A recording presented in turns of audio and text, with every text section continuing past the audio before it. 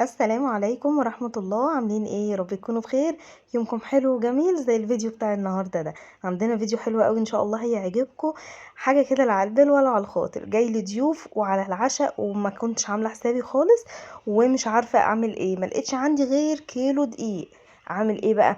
لا مش عارفه، جبت اجي يمين شمال او ادور في التلاجة اشوف عندي ايه، لحد ايه ما دعبست كده وقلت يلا يا بنتي يا رورو نعمل مع بعض. كان بيتزاية، مفيش حد ما بيحبش البيتزا، وكبير وصغير يعني اطفال وكبار بيعشقوها، فهنعملها بالموجود وباللي عندنا في البيت. تمام، وطلعت عايزه اقول لكم تحفه تحفه جدا. كل اللي دقها اللي جه عندي ودقها قال لي إيه، احلى من بتاعت بره بكتير، رغم ان هي ايه يعني حاجات كده من جوه البيت. عملت الاول ايه، كيسين خميره دوبتهم في نص كوبايه ميه دافيه ومعلقتين ونص كبار من السكر. تمام، ودوبتهم كده كويس، وقمت جايه مغطيهم وهسيبهم يختمروا. ليه بقى؟ علشان اضمن بس ان الخميره معايا شغاله كويس، ما ابداش في الحاجه وابص الاقي الخميره مثلا نوعها مش كويس، ما تخمرليش العجينه وانا ما عنديش غير كيلو دي اصلا. يعني لو لا قدر الله جراله حاجه، كل سنه وانتم طيبين بقى، اللي هيجي عندي مش هياكل حاجه. وبيني وبينكم انا قلت احلى بكتير من الجبن والبطاطس والكلام ده، قلت تغيير بقى. يعني لما حد بيبقى جاي عندك بتبقي عايزه تقدمي له الحلو كله، فانا بصراحه ما لقيتش احلى من البيتزا، مفيش حد ما بيحبهاش. فانا حطيت كيلو الدقيق اللي كان عندي، وحطيت عليه رشه ملح بسيطه، وحطيت كمان رشه زعتر، ورشه من الثوم البودر، ورشه من البصل البودر. انا بحب قوي قوي احط في العجينه الكلام ده. ليه بقى؟ عشان خاطر طعمها اصلا، طعم العجينه نفسها يبقى حلو قوي. ومن عندي بقى كان عندي زيادة بصراحة بيني وما بينكم، انا بحب احط علبة زبادي، بس انا ما كانش عندي زبادي في الوقت ده، و يعني مرضتش ابعت بقى ابني ينزل يجيبها. قلت خلاص، انا كان عندي لبن بودرة سايب كنت جايباه من السوبر ماركت، فحطيت منه ايه معلقتين كبار، بس المعلقة اللي انا حطيت بيها دي معلقة الشاي، فانا حطيت منها 4 معالق. اللهم صلي على النبي. حطيت بقى الخميره بعد ما لقيتها ان هي عليت معايا ما شاء الله، خلاص كده انا ضمنت العجينه بتاعتي، ما خافش عليها بقى. بحب اعمل الحركه دي قوي في الخميره عشان ابقى متاكده منها. ويلا بقى كده ايه، حط كوبايه من الزيت على كيلو الدقيق. ما شاء الله، عايزه اقول لكم بتفرط معايا، اللهم بارك. يعني تعملي بيها عزومه كمان. ما شاء الله، ما هتشوفوا معايا دلوقتي عملت معايا قد ايه. وقلبت بقى الكلام ده مع بعضه، وبعدين حطيت ميه دافيه، وهبتدي ان انا الم العجينه شويه بشويه. حابه تحطي بقى لبن دافي تمام، حابه تحطي زبادي، عايزه لكم الزبادي بيخليها قمر قمر كده، بس والله برضو طلعت طريه وزي الفل. انا بحب طعم الزبادي في العجينه، يعني اي عجين بحب احط معاه الزبادي بصراحه. وهلم كله كده مع بعضه، وهبتدي ازود تاني ميه. انا بحب احط شويه بشويه كده واتحكم انا في العجينه، ما بحبش احط كتير عشان خاطر ما يعني ايه، ما بصش الاقي العجينه طريت معايا بالزياده وخلاص ايه اضطر ان انا ازود دقيق. لا، انا اتحكم انا فيها، ما خليش العجينه هي تتحكم فيا. ابني بقى كان واقف جنبي، وانتوا عارفين بقى الاطفال اي وقت كده بيبقى فيه عجين بيحبوا ياخدوا حته عجينه ويقعدوا ايه يلعبوا بيها كده. فانا حبيتش ازعله بقى، عموري حبيبي حطيت له ايه حته عجينه وخليته ايه يقعد يشكل بيها اي حاجه كده. وهبتدي بقى الم العجينه كده واحده واحده بالراحه، هي هتلم معايا بمنتهى السهوله. خلاص لمت وبقت زي الفل. احط بقى ايه شويه زيت كده في الطبق عشان ما تلزقش مني في الطبق، والمها كده على بعضها واحطها بقى ايه في الطبق كده مع نفسها تخمر. تمام، هي مش هتاخد معايا وقت خالص خالص، الجو زي ما انتوا شايفين يعني بيخمر العجينه بسرعه، فهي بس على بال ما تخمر هنجز نفسي كده واشوف هحشيها ايه بقى، يعني ايه مع يعني هخلص حاجه مع حاجه يعني. دايما ايدينا كده تبقى في كذا حاجه. رحت بقى التلاجة ودورت، قلت اعملها بايه اعملها بايه. بيني وبينكم لقيت ايه حته لحمه مفرومه كده حوالي ربع كيلو، بس انا يعني كان نيتي والنيه لله ان انا كنت عايزه ايه اعملها على الغدا بكره. كنت هعملها مثلا ادخلها في مكرونه باللحمه المفرومه واحمر بطاطستين جنبها وطبق سلطه وخلاص، بس يعني مش خساره بقى في الناس الحلوه اللي هتيجي تاكل البيتزا.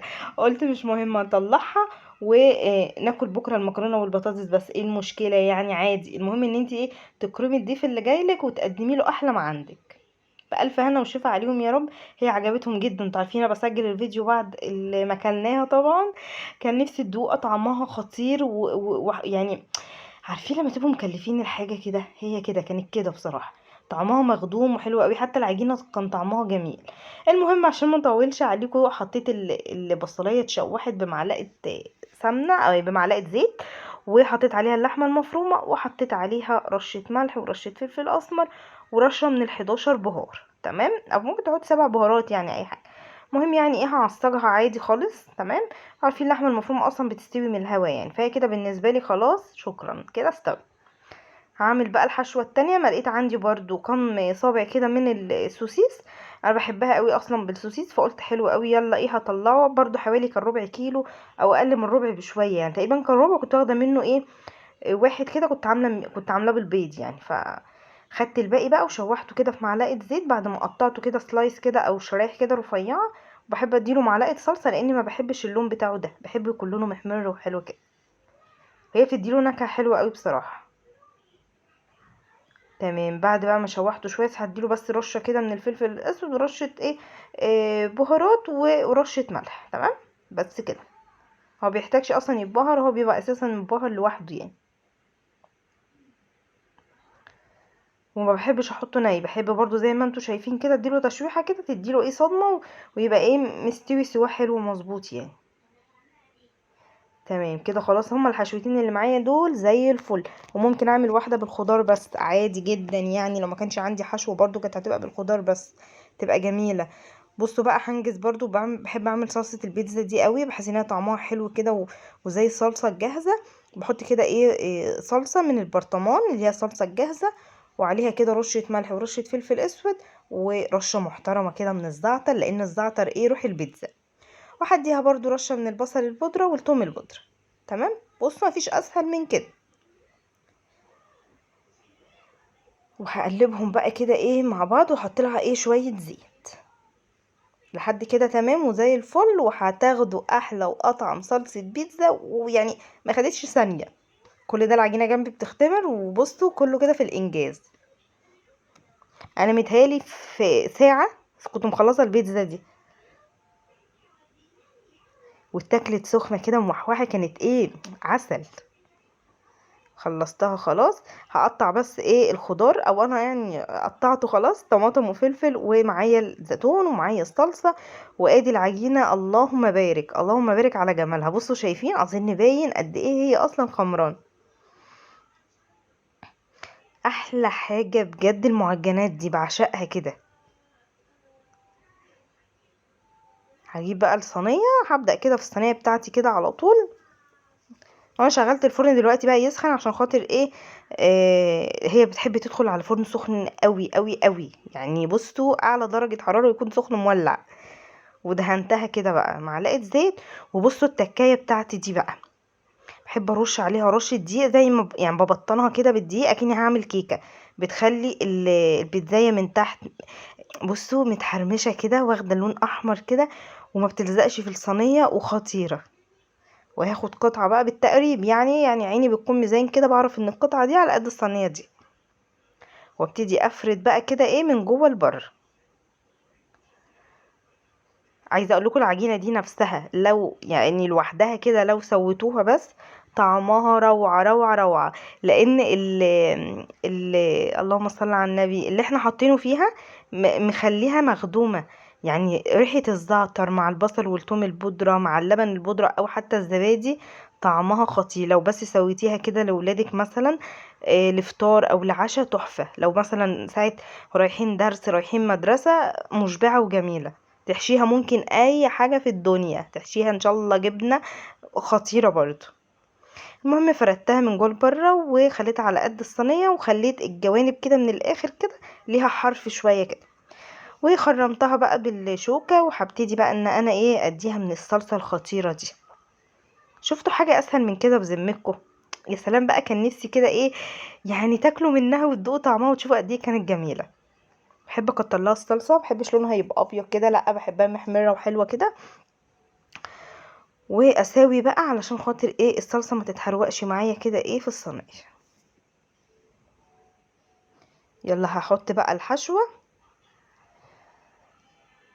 زي ما قلت لكم بقى احنا حضرنا لحمه مفرومه، وحطي وكتري وبلاش تستخسري يعني انتوا عارفين بقى ايه، ما حد بيبقى عندك وهياكل كده من الحاجه، لا ظبطيها كده وكتري وبلاش تستخسري. هوزع بقى الخضار، وهحط برضو كده الطماطم. وعايزه اقول لكم بقى، لو عندكم جبنه بزياده، لو عندكم جبنه موتزاريلا مثلا او بزياده، حطوا طبقه جبنه فوق الصلصه، بتفرق قوي برضو كمان. خلاص بعد ما وزعت الخضار، هحط بقى رشه حلوه كده من الجبنه. انا كان عندي جبن بصراحه في الفريزر مشكله، موتزاريلا على رومي على شيدر، فانا خفت احط تحت على الصلصه في الاول شويه وحبه على الوش ما تكفيش، فانا قلت احط على الوش اضمن واكترها وخلاص، عشان بس لو خلصت مني مش هعرف اجيب، انا عايزه ايه، انجز وقتي قبل ما حد يجي. وبحب احط الزيتون بقى كده على وش الجبنه، بيخلي شكلها احلى بكتير ما تحطيها تحت مع الخضار. اي زيتون عندك بقى، يعني انا كان عندي اسود واخضر، حطيت من الاتنين يعني. ورشه بسيطه كده من الزعتر على الوش برضو، بتخلي ريحتها تحفه قوي. تمام، لو عندك وقت بقى تسيبيها بس ربع ساعه بره تختمر، ما عندكيش وقت على طول دخلي على الفرن، بس اهم حاجه يكون سخن جدا. وبحطها على الشبكة كده في الرف اللي في النص، او ممكن تحطيها على اول رف ايه من الاستندات بتاعة الفرن دي، على اول واحد يعني فوق الصاجة كده بالمستوى ايه اللي هو فوق الصاجة على طول. وتاخدي بالك منها اللي هي ما بتاخدش 10 دقايق سوا اصلا. يعني انا اصلا حطيتها اهي وبدأت اعمل في التانية، على بال ما بجهز دي هتكون الاولانية طلعت، يعني انتوا واخدين بالكم.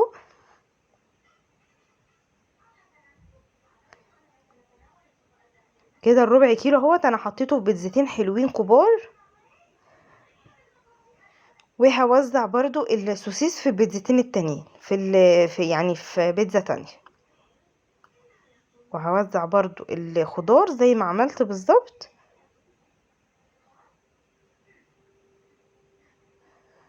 تمام.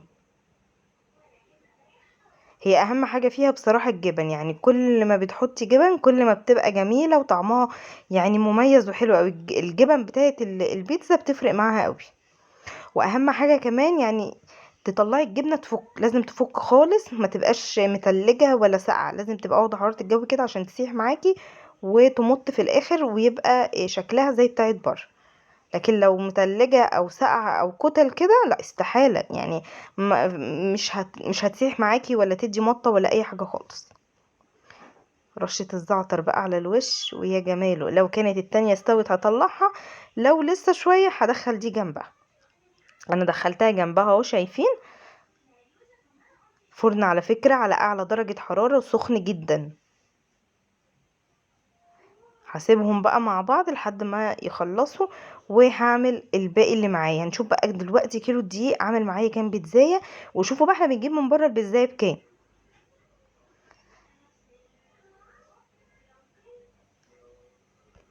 هي احلى حاجة فيها بصراحة ان هي موفرة وحلوة، وبأي حشوة عندك تقدري تعمليها يعني.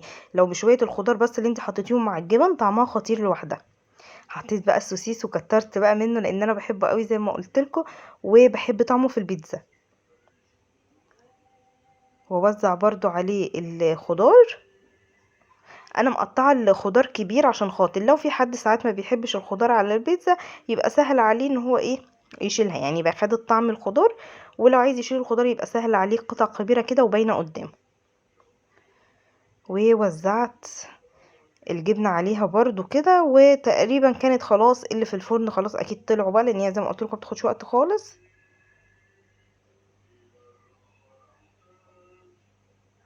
وخلاص الزيتون على الوش، ويلا نطلع البيتزا بقى من الفرن ونشوف عملت معانا كام واحدة. بص اللهم بارك، واحد ادي اتنين، واحد اتنين تلاتة اربعة، 4 بيتزات بكيلو دقيق. شايفين الجمال يا جماعة؟ اظن مفيش جمال احلى من كده والله العظيم، خطيرة خطيرة خطيرة.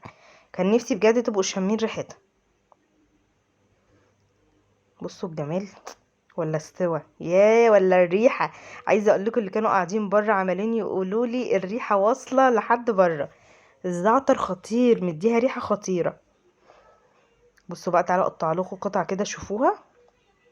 يا سلام يا سلام، في جمال كده بذمتكم. شايفين القمر، شايفين السوا، وشايفين سمكها عامل ازاي، وشايفين الجبنة اصلا عاملة ازاي. تحفة يا جماعة، تحفة وسايحة وبتمط وفظيعة. لا لازم تجربوها بالطريقة دي، والله مش هتندموا. خدتش معاكم اي حاجة، ومش لازم الحشوات اللي انا حطاها، ممكن تحطوا اي حشو. يا رب الفيديو النهاردة يكون عجبكم، واشوفكم في فيديو جديد. مع السلامة.